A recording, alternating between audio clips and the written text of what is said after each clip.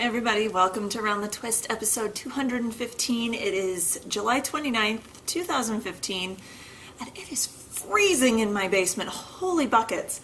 I've got my calligraphy cardigan on because I came down here and went, oh, this just isn't going to happen if I sit down here in a t-shirt. So, hands are kind of cold. I didn't want to do any coffee because the twins are down for a nap, and once I'm done recording, I think I'm gonna lay down for a nap since I gotta flip the sleep schedule back to nights, since I'll be working the next couple nights. And here comes the Daisy. Hi, Daisy.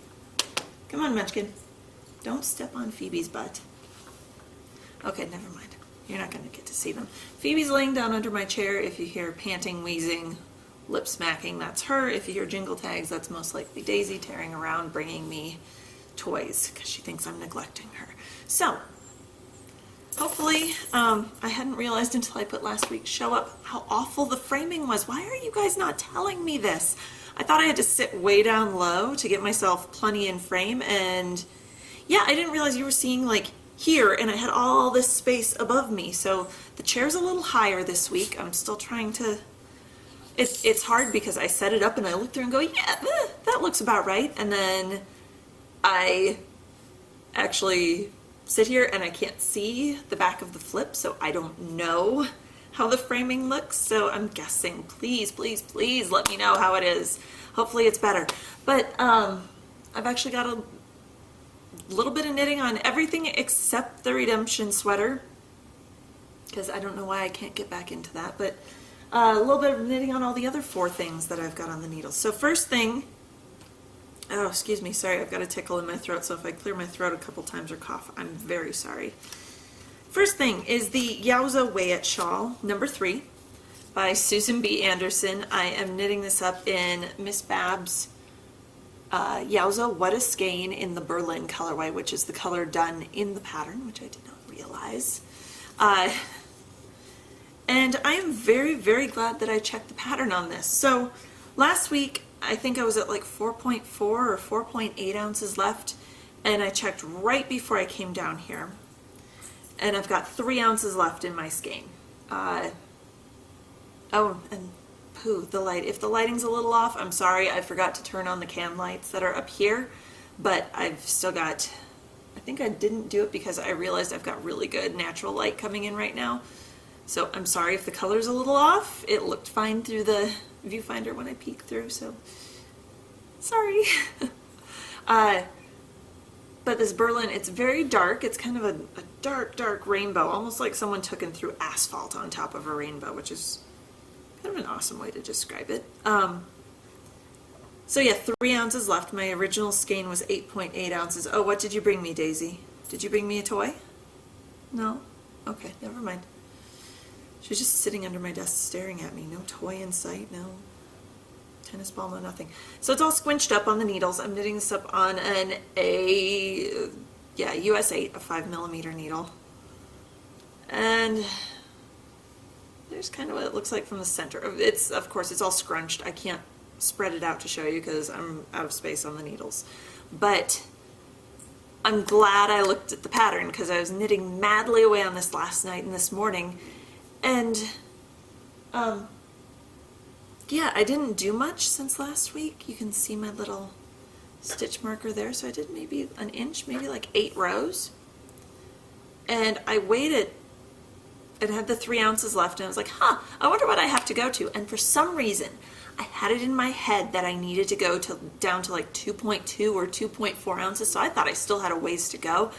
Pulled up the pattern right before I came down here to record, and yeah, no, 3 ounces. So I need to stop. I'm ready to start the edge, which there's 2 options. I'm going to use the ribbed edge, which is the one shown in the pattern. And yeah, so I'm ready to knit the border. Here I thought I had all this time and yarn that I needed to get through, and no, not even close. I gotta get going. So that shawl's going to be done fairly soon, I would think, unless knitting a ribbed border decides to kill me, which it might. It might kill my sanity. That's entirely possible, or it might be really soothing. I can't decide yet, mainly because I'm not into it. But we'll see how it goes. You'll get a report back next week, or there will be a note from someone saying that I was taken off by the men in the little white coats. One of the two. I think I'm leaning more toward the soothing aspect of it, because knitting right now is just very, I don't know, calming, I guess, for me, for lack of a better term. So, next thing, my Nyan Cat SSK socks. I started these at SSK. Ooh, that is a hot mess. Good gracious, I'll have to deal with that in a minute. This is, oh, there it is. Nyan Cat sock. It's Fiber Nymph Dye Works, her Bedazzled base, which is a 75-25%. So 75% superwash merino, 20% nylon, 5% stellina, so it sparkles. That's her Bedazzled base in the Nyan Cat colorway. And there's her little tag that came around it. Not only do you get the Nyan Cat, which is the rainbowy thing I've got going on here, you also get a small ball. This is what I was talking about, hot mess. I don't know what happened to this ball in my suitcase, but it kind of went off the rails. I might have to rewind it. In a complementary, kind of that dark, I told you, well, no, because that's black and that's navy blue. Anyway, complementary color meant to go with that I will be doing the heels and toes in, because there's plenty of the self-striping that I should even, I made my cuffs extra long, and this makes me happy to no end to not have to stop my cuffs early on my socks. I know, I could convert to top down. I hear you. Or to toe up. I don't like doing toe up. I've tried it. I've tried it multiple ways from multiple teachers. Deb Barnhill, I'm very sorry. I can't do it, and I don't know why, but I can't. So there you have it. I'm a top down girl. So I did a deeper rib than usual because I wanted to get the full rainbow into the cuff. Did the whole cuff. I was on this pink stripe last week, so I made it past, and I want to get through the next rainbow and get to the next heel, pink stripe. I put in my heel, and I'm into the first rainbow going down the foot. Knitting this up on US 1s, 2.25 millimeter needles, and it's just a plain 72 stitch stockinette sock, but I don't know if it's her base or what, but it's got this great squish to it. And I'm really enjoying knitting with it. I was worried about the stellina. I thought maybe, stop chewing your leg. I thought maybe it would start almost being like Christmas tinsel and have a crunch to it, but I don't even notice it, honestly. So I'm loving that aspect. So I get the lovely sparkle. I don't know if you see the sparkle, sparkle, sparkle. And the pretty rainbow, and none of the ickiness of that texture that I was so afraid of. So that's coming along. Actually got quite a bit knit on that. I was doing some stealth knitting at work. Shh. Well, it wasn't so stealthy. My coworkers saw me, but I was helping someone with their charting, and I needed something to do with my hands to keep me awake. So pulled that out. Third thing that I've got in needles is my shawl design. Inspired by Susan B. Anderson's shawl shaping shawls class that I took at SSK. Knitting it out of Fiber Optic Yarns Gradient. It is an 80-20 merino silk blend. Hand spun that I did. I got about 520 yards. It's the Rouge Violet Cerulean colorway. And there's the whole ball right there. I'm still, oh, it's taking forever in the rouge color, but it's getting close. You can kind of see it starting to transition into the violet. Just the slightest little bit. I've got, I don't know how much further to go, but spread it out a little here. There it is so far. So I've got these little eyelet rowy things. Let's turn it this way so you can see how far I've come. I had made it through, I think I'd made it through or was in the process of doing these wider stripes here. So I got through those, I did my thin stripes between the eyelet rows, and now I'm working on the next set of wide stripes. But I did a set of 3 wides, 3 narrows, 4 wide, 4 narrow. Now I'm doing the 5 wide stripes over here. So it's growing, albeit slowly. I'm going to move my little right side row marker up. I don't really need it anymore, but I'm finding it's a good gauge so I know how much I've done from week to week. Otherwise, it all kind of starts to blend together, and I'm like, oh, where was I at? So there, I just moved it up to right that eyelet row that I just finished. So I'll know next week where I'm at. Knitting it up on US 5 to 3.25 millimeter. Yes, I wrote it down. Yes. Oh no, 3.75. Wow, that was wrong. Sorry. 3.75 millimeter needle, and I'm loving it. It's another one, garter stitch, but it's got those eyelet rows thrown in, so just when I start to get bored with the garter stitch, boom, there's an eyelet row, and it reinvigorates my interest. I'm like, yeah, I can do another set of stripes. That's not a big deal. I can do it. And yeah, the shape is kind of a take on the Hitchhiker, kind of that long skinny triangle that grows on the bias, but with those eyelet rows breaking it up, I'm not finding it quite as soul-sucking as I found Hitchhiker. Hitchhiker by Martina Bam. I'm not finding this as soul-sucking to work on as I found Hitchhiker to work on. It was a big slog to finish my Hitchhiker, and I'm hoping this won't turn into that, mainly because I'm trying to get to that beautiful blue cerulean color at the end of the ball. I want to use the whole ball, so this is going to be like an epic scarf because it's already top edge. It's already a good 2.5 feet long if I don't stretch it. So quite a ways to go on that still, but it's coming slowly. I've got plans. I had a couple people ask me. I'm kind of planning to write it up and offer it as a free pattern, but it's going to be a little while. Oh, see? Told you the daisy would bring me something. This disgusting rope bone. Go. Last thing that I have on the needles. So this might be kind of a short show this week. Ooh, wait. That needs to go back in here so I don't lose it. Sorry, yarn tags are escaping on me. Last thing in my fat squirrel bag, which the babies have loved carrying around this week. They won't go after my other knitting bags, but the fat squirrel bag, oh yeah. The Flax sweater by Tin Can Knits. I'm knitting this up for Tara in the size 2 to 4 T, 2 to 4 toddler size. And I'm done with the body.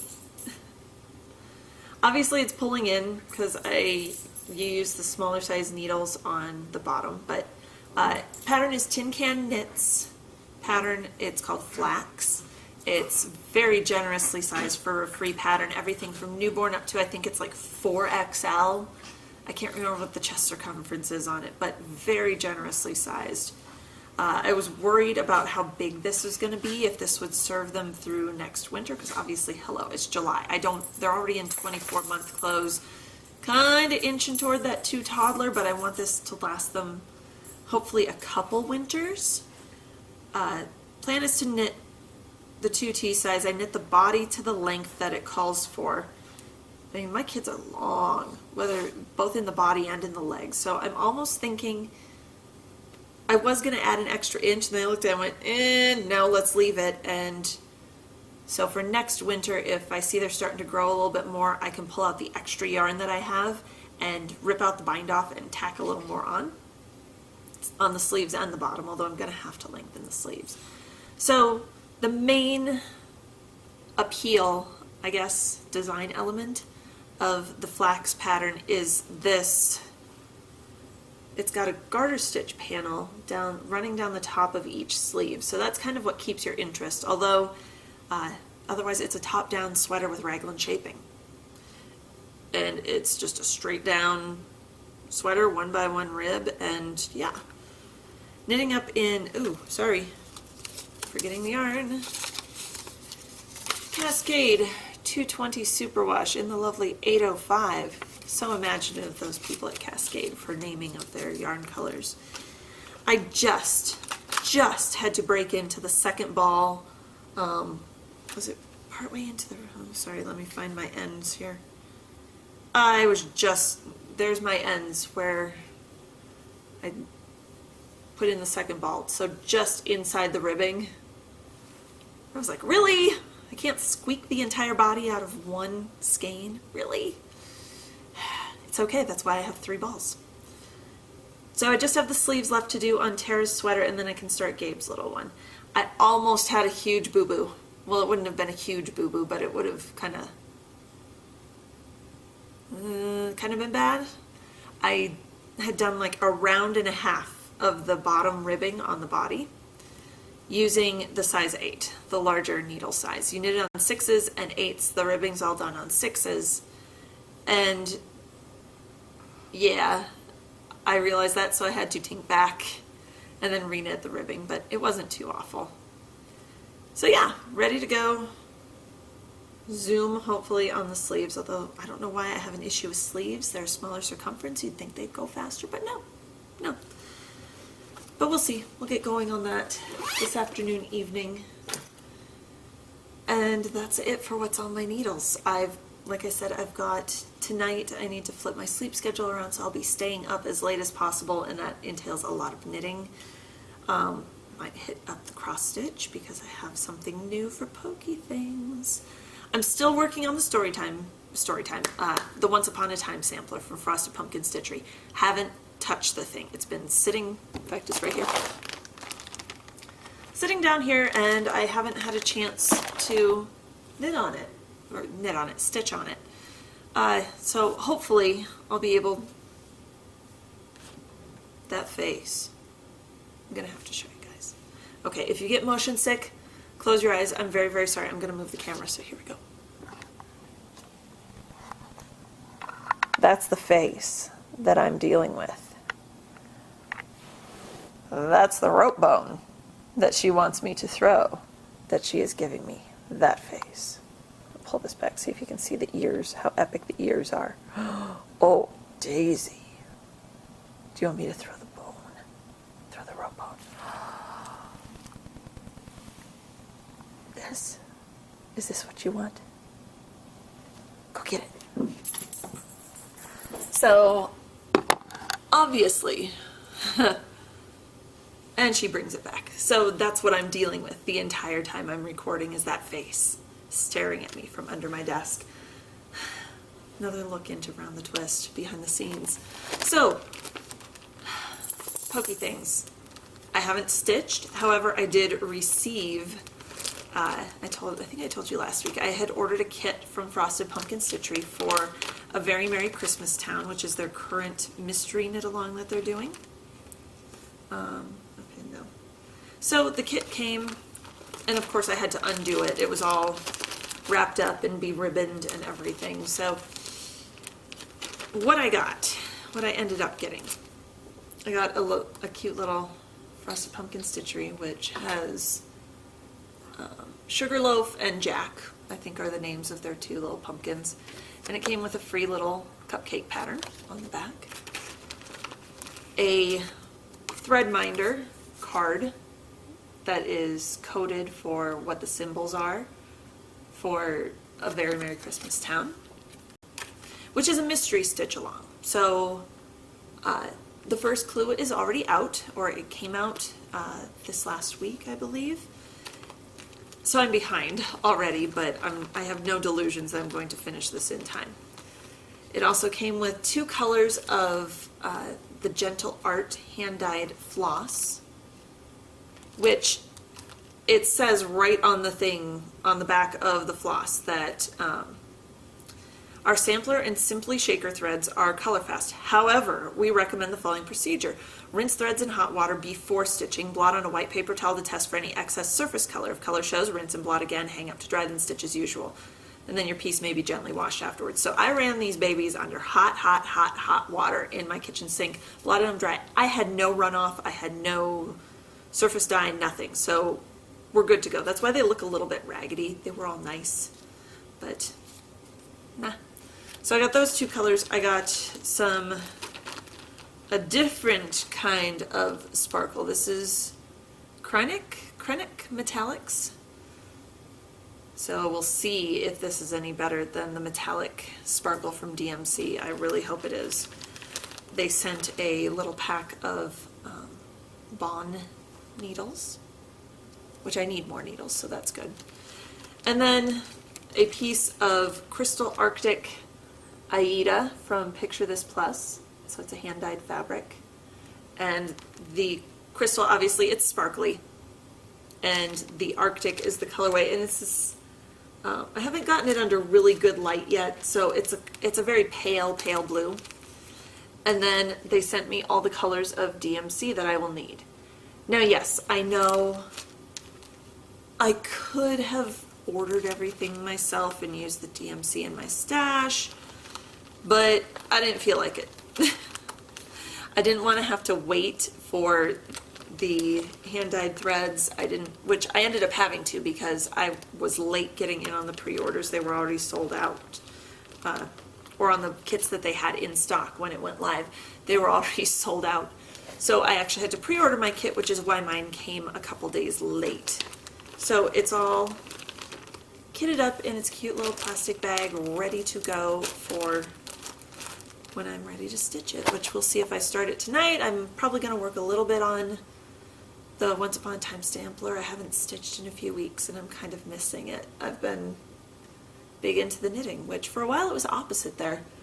Might even sit down and spin. My wheel is over here. I'm going to be spending some time down here tonight while everyone else is sleeping and I'm trying to stay awake.